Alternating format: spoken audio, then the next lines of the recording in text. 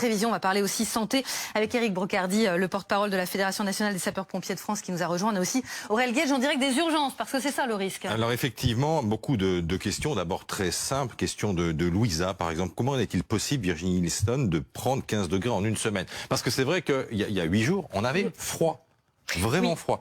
Et là, on prend 15 degrés. Quelle est l'explication météorologique? L'explication, elle tient à la situation météo. C'est vrai que la semaine dernière, on avait plutôt une petite goutte froide sur le pays, donc de l'air froid en altitude. Et puis là, c'est tout l'inverse. On est sous une cloche anticyclonique qui empêche les perturbations d'arriver jusqu'à nous. Et en plus de ça, on a un vent de secteur sud-ouest, donc on a de l'air très chaud qui remonte d'Afrique du Nord. J'entends cette formule, pardon Virginie, le blocage de l'anticyclone, mais pardon, c'est des notions qu'on n'entendait pas il y a encore quelques années. Pourquoi il est bloqué? Pas au mois de mai, oui, c'est vrai. On entendait, c'est vrai, cette notion plutôt à partir du mois de juin, juillet, août. Là, ce qui est vraiment inédit, c'est qu'on en parle dès le mois de mai.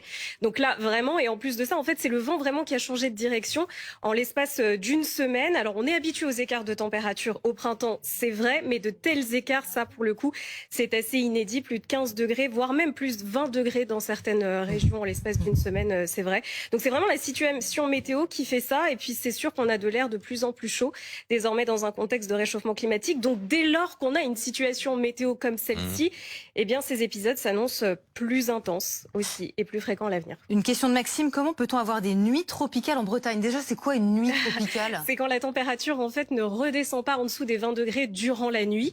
Et donc là, effectivement, c'est qu'on a de l'air tellement chaud qu'on a du mal finalement, cet air a du mal à se dissiper pendant la nuit et donc la baisse des températures est un peu moins franche durant donc la nuit et donc ça peut donner des nuits tropicales. Là aussi, c'est totalement inédit, d'autant plus en Bretagne.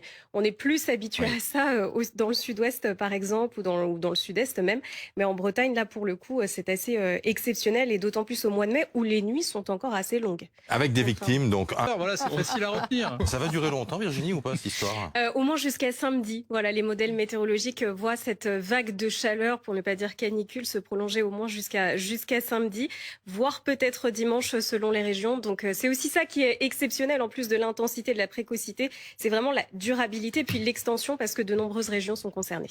En 30 secondes, Éric. La météo tout de suite, avec des records en série qui vont être battus aujourd'hui, Virginie. Voilà, exactement. La liste risque de s'allonger. C'est vrai, puisqu'on bat des records déjà depuis le week-end dernier. Et ici à Noirmoutier, comme vous voyez derrière moi, alors ciel tout bleu, mais on a surtout battu un record de température nocturne, la température qui n'est pas descendue en dessous des 21 degrés. C'est un record d'ailleurs qui date de l'année 1991. Alors effectivement, encore de très fortes chaleurs attendues pour ce lundi.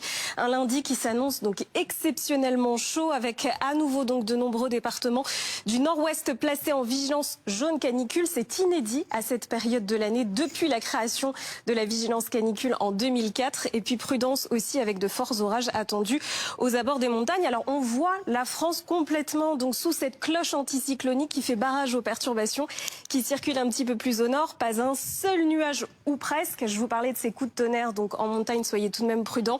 Sinon partout ailleurs c'est vraiment du plein soleil. Alors c'est vraiment la carte des températures qui nous intéresse pour ce lundi.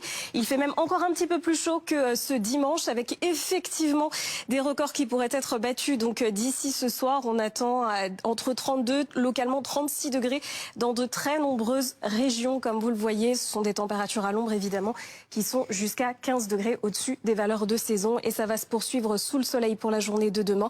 Il fera donc à nouveau beau et très chaud puisque cet épisode de forte chaleur devrait durer au moins jusqu'à samedi avec des températures minimales, vous le voyez, encore élevées pour demain matin et ce sera le cas pour les maximales aussi où le seuil de très forte chaleur sera atteint donc quasiment partout cette fois-ci avec jusqu'à 36 degrés attendus pour demain après-midi du côté de Nantes.